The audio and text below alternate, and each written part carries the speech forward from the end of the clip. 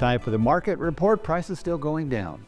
Both in livestock and in row crops. We'll get into it, but first, the numbers. What were the week's biggest gains and losses? And then this month's cattle on feed report and an update on harvest from the USDA.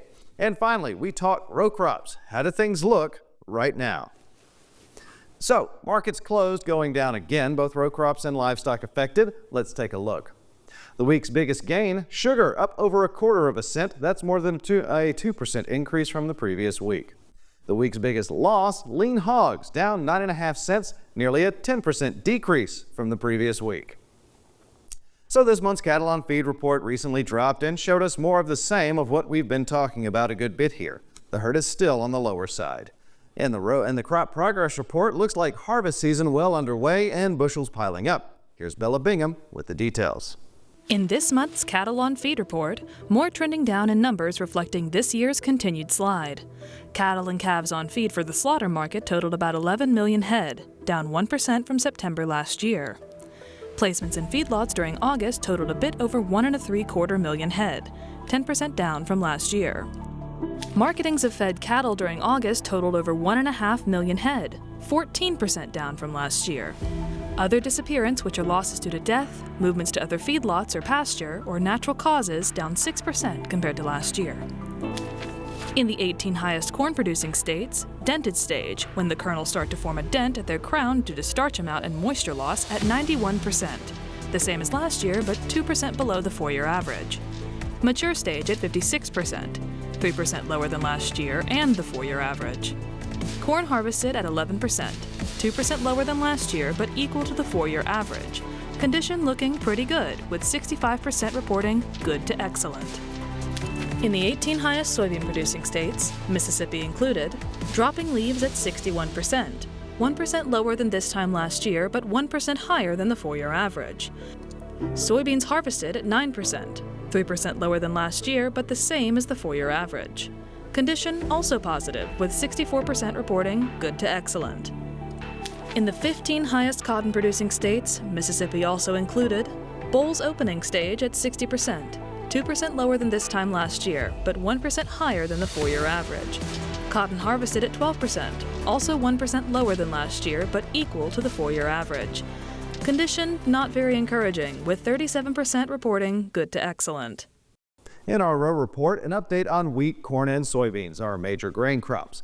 Market analyst Arlan Suderman says in corn and soy, looks like weather issues affecting yields, while with wheat, it's more international issues at play. The futures market of wheat is different than corn and soybeans because just a small percentage of wheat traded in the world is actually traded on the derivatives market, the futures market. So the cash market really drives things, and that cash market is really set in the Black Sea with Russia. Russia has some quality issues this year, and they've struggled to export what they wanted to export because the areas where they grow their biggest portion of exportable supplies is where they had quality issues. So they're having to pull them from further, which costs more money, so therefore they're not able to drop prices as far. And so we dropped down to around the $225 per ton level for their market, and it's finding some support there and drifting back up to $230. And if that continues, then that could give us an opportunity for our futures market to stabilize and keep our exports strong in the process. It's been interesting to look at the early harvest results. Quite a bit of variability. Some very disappointing yields because of the rust and because of the drought. Some very impressive yields. And what's typically there with the impressive yields was I put 2 treatments of fungicide on. Fungicide made a huge difference this year, and I understand farmers didn't want to spend money in the first place, and let alone in the second place at these prices, but it made a big difference. From what I'm hearing, difference in yield anywhere from 20, 30 to even 70 bushels per acre, depending on the disease impact, how strong the disease pressure was, and the timing of the treatments. But for the most part, fungicide treatment really paid this year in a year when we really need to bushel ourselves out of a problem. And so it's not unusual to hear low yields early on, but then as you go into second and third week, you start listening, okay, what's the trend?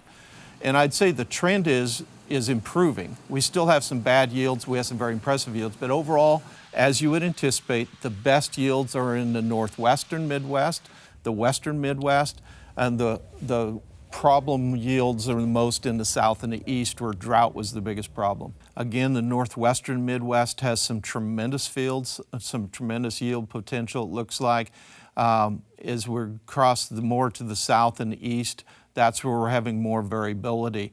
I will say both for corn and soybean yields, areas across northern Missouri into central Illinois that had the driest 30 to 45 day period on record to finish off the crop out of 133 years, surprisingly good yields mixed in with the poor yields that you would expect.